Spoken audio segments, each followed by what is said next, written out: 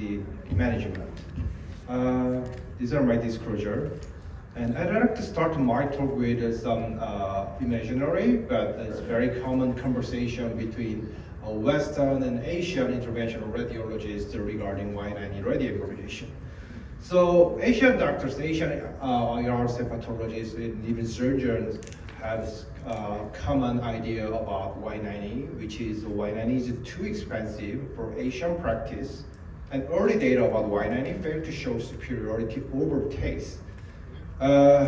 Western doctors usually want to start their talk with radiation segmentectomy, which means, as Dr. Nucha introduced, is a radioembolization of 1 or 2 tumor-bearing segments with very high dose of, also relative dose of Y90. So they want to start this talk with radiation segmentectomy. So radiation segmentectomy is potentially curative. Then Asian doctors respond, we have enough experience in percutaneous ablation, and over-expensive radiation segmentectomy has no roles in Asia. Then Western doctors say, personalized dosimetry, because it's a new chapter. So we can treat more advanced tumors better than before. Then Asian doctors says, we have super selective TACE. Super selective TACE has effectively treated patients even before radioembolization. Follow-up question, when do you consider Y90 in Asia, in your practice? This is a typical question, when we have no other choice but Y90. And also typical response, but we always have a good choice. We have super selective TACE, we can do TACE plus RT, TACE plus chemo infusion, we have a lot of options, so we always have a good choice. And the end. So this is the repetitive loop of conversation that I have experienced for the last decade. But now some doctors in Asia start to realize that Y90 is a new tool to address unmet needs in HCC management. So I'd like to talk about how to use or when we have to use Y90 instead of super selective TACE. This is my graphical outline or the indication that we have to, or we'd better use Y90 than other treatment. So let's start from the early HCC. Early HCC, Y90 is now included in BCLC 2022 as the second line treatment when the tumor is less than 8 centimeter. The key study is the legacy study, which retrospectively includes single HCC less than 8 centimeter. And when you look at this waterfall plot on the left side, each bar means each patient. And the green bar means the patient showed minus 100% tumor size change, which means the patient showed complete response.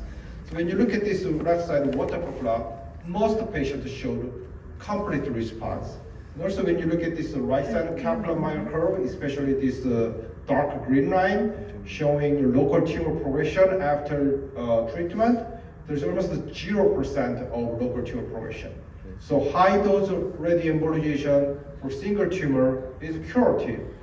And then we have a prospective study for HCC with unfavorable location of ablation. So the 2-year local progression rate is almost about 10%, still very low. And this is study confirmed that radiation segmentectomy is potentially curative. We don't have published data from Asia yet, but recently we analyzed our institutional data for HCC within Milan criteria. So here within Milan criteria means I have some patients with multiple tumors. But although I have some patients with multiple tumors, the waterfall plot was surprisingly similar to that of a legacy study. And there's also very little local tumor progression rate. So the message from this comparison is radiation segmentectomy is very reproducible when it comes to technique and when it comes to outcomes. So in aggregate, I don't mean, I'm not saying that RFA should be replaced by radiation segmentectomy, but we have to think about tumor location when we treat early HCC. So there is a very central or perihilar area that we can't ablate because of the risk of central biological injury. And then we have easy ablation zone. So when tumor is located in here in the green zone, we have to ablate this tumor regarding the amount and the level of evidence regarding percutaneous ablation. When tumor is here, is visible and approachable, so there's no reason to avoid percutaneous ablation. And then we have this zone, or subcapsular area. I'd like to say this zone is ablation with maneuver zone. We can ablate the tumor when it is in this yellow zone, but we need some kinds of a maneuver, like artificial ascites, fusion imaging, and in extreme case, we may need a laparoscopy assisted. So this means this is not an easy case for ablationist, and this is difficult, and the outcome depends on the level or skill of operators. In other words, the outcome is less reproducible. But for catheter-based person like me, subcapsular tumor is one of the easiest tumor location that I can treat with transarterial approach. So the question is, how do we treat the patient, the HCCs in the yellow zone? Do you want to treat the tumor with the most difficult ablation technique, or you want to treat the easiest technique of transarterial approach? So I'd like to say this yellow zone is ablation with maneuver zone, or this can be a radioembolization zone. And let's also think about the perihilar area. We can't ablate the tumor in the red zone, but we can treat the tumor with radioembolization. Once the tumor is hypervascular, we can deliver enough yttrium into the tumor while minimally damaging to the affected lobe. 4 centimeter HCC subcapsular area is not easy to completely treat this tumor with percutaneous ablation, but cannulation of these two arteries is very easy. Even my fellow can do this, and the outcome is very reproducible.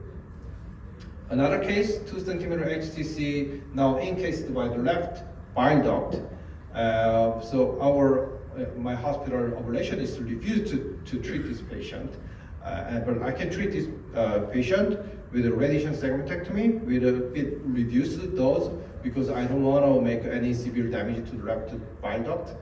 1 year later, the patient showed a mild bile duct dilatation, but there is no hyperbilirubinemia, no symptom, tumor shows CR. So this is how we use radioembolization when early HCC is infeasible for percutaneous ablation. Let's move on to the intermediate HCC. This is a very heterogeneous group, so there are many different scenarios is involved in this intermediate HCC. Let's think about this case. Bilobar disseminated HCC. So liver function is good, but the left lobe is completely replaced by infiltrative HCC, and right lobe is multinodular HCC.